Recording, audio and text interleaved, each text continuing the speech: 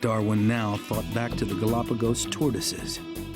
They too differed from island to island.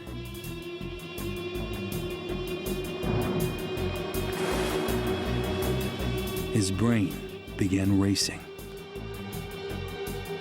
Thoughts are starting to crystallize, take shape in his mind, bit by bit, bit by bit. He starts this process he describes as mental rioting, just stream of consciousness, where he's jotting down note after note after note, thoughts as they occur to him. And finally, they converge on this one idea. What Darwin now realized was that somehow, for some reason, species change.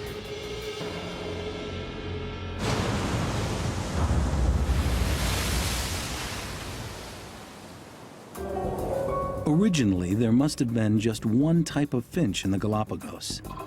But over time, it had diversified into many kinds, with different beak shapes. The same for the tortoises. One type of tortoise must have turned into many kinds, with different shells, depending on which island they lived on.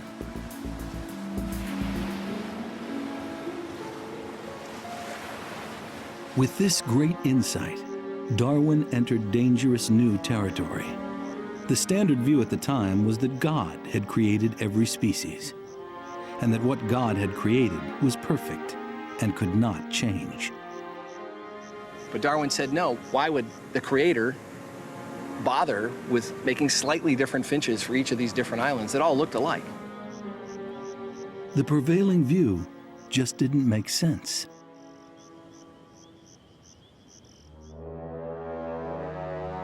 But this was only the beginning of Darwin's revolution. He turned his attention to the fossils he had collected in South America. One was of a giant sloth. Another was of a huge armadillo-like creature. These animals were extinct. But little sloths still existed in South America, and so did smaller armadillos. What could this mean? It dawned on him that they resembled each other, so what he had found in the ground were the buried ancestors of the living animals of South America. So again, here was more evidence that species changed. Somehow, these ancient giants must have been transformed into the smaller creatures we see today. But what Darwin would later find out took this idea of how species change into a completely new league.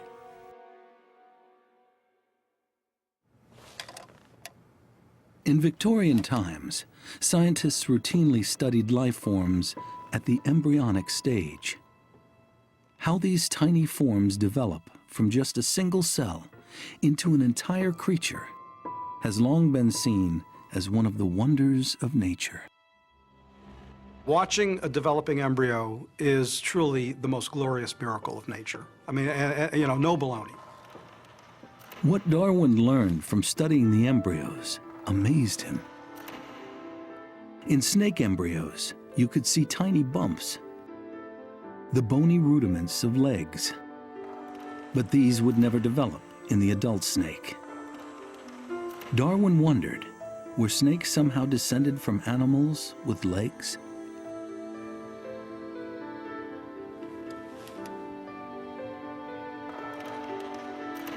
He learned that whales, which have no teeth as adults, had them as embryos. Those teeth disappeared before they were born. To Darwin, it had to mean whales were descended from creatures with teeth. But human embryos provided the most startling evidence. Under the microscope, tiny slits around the neck were clearly visible.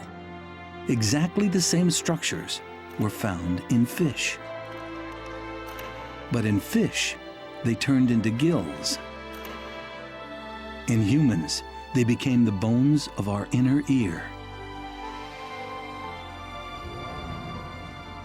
Surely, This showed that humans must be descended from fish. It's an astonishing thought.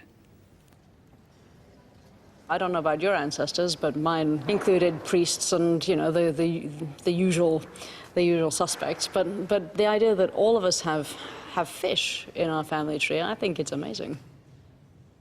And so Darwin arrived at an astonishing conclusion, one that would become central to his understanding of the great diversity of life. Darwin had this amazingly bold idea, the tree of life, that all species were connected. And what it meant was, if you go far enough back in our family tree of humans, you'll come to fish. If you go far enough back in the family tree of birds, you'll come to dinosaurs. So that creatures that don't look anything at all like each other are actually deeply connected. No one came close to having this idea before Darwin. This seemed to be an explanation for the vast diversity of animals. Beginning with a common ancestor, over time, across generations, species could change dramatically. Some might add new body features. Others might drop them. Ultimately, one type of creature could be transformed into something utterly different. It's a process Darwin called descent with modification. But it all begged a question. Why? What was making creatures change? Darwin needed clues, and he found them in a very surprising place. Dogs. Big, small, fat, tall. The British have long been obsessed by them.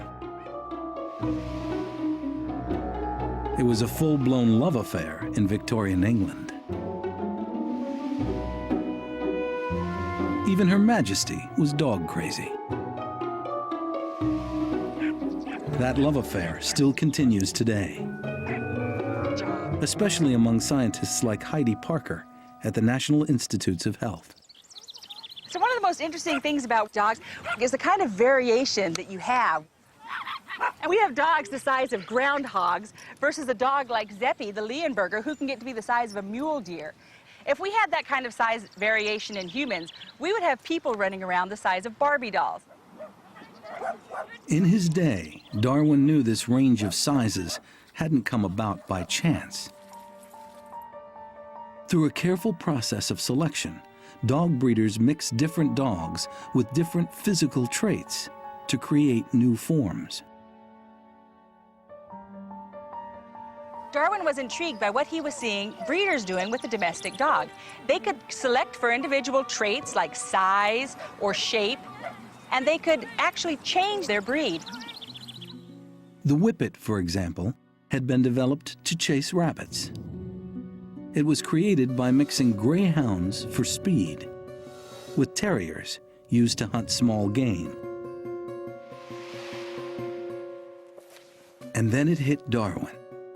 Was there a similar form of selection going on in nature, but without human interference? Could natural selection explain the great diversity of life? It was brilliant. He took something very familiar and comfortable, for example, animal breeding, and explained that the same sort of thing was going on in nature, just at a little bit different pace and with no human guide.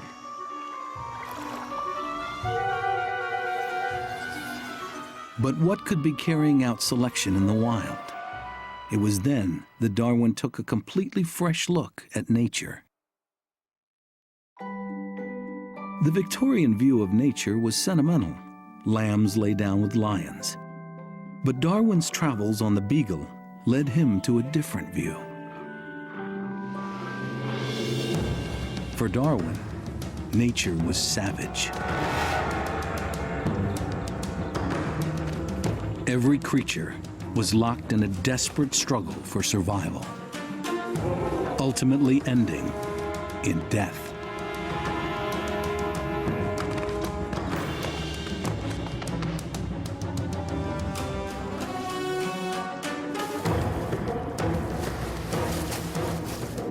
The scale of death in nature is absolutely horrendous.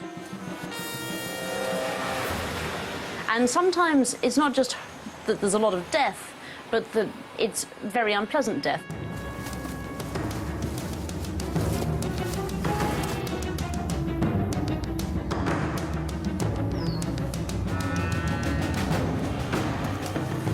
But in all this brutal chaos, Darwin saw a pattern.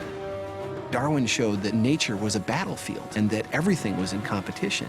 And this brutal battle, this war of nature, as Darwin described it, was actually a creative process.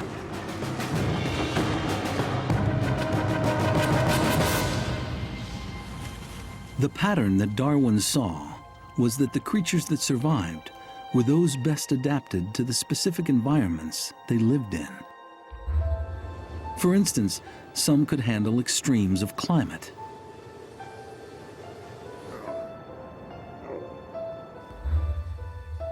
Others were brilliantly honed killing machines, perfect for catching the available prey.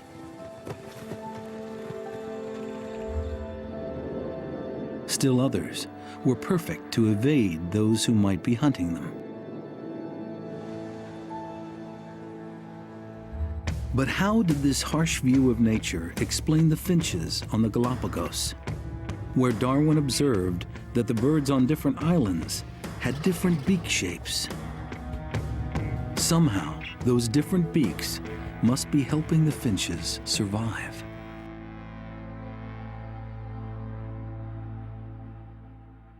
The finches of the Galapagos Islands have beaks of many sizes and shapes, and there's a reason for that. They use their beaks as tools.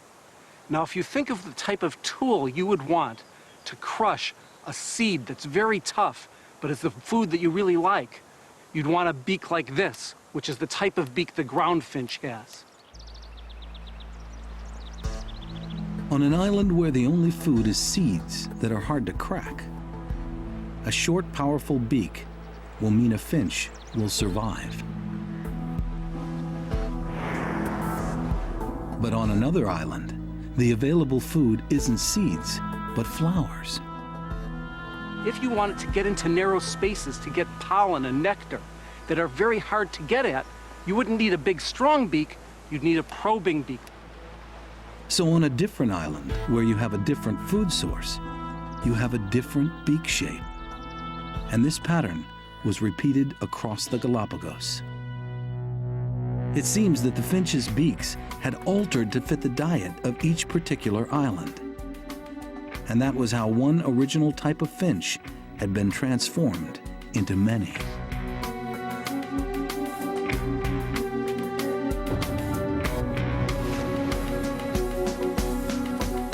But how had these changes come about?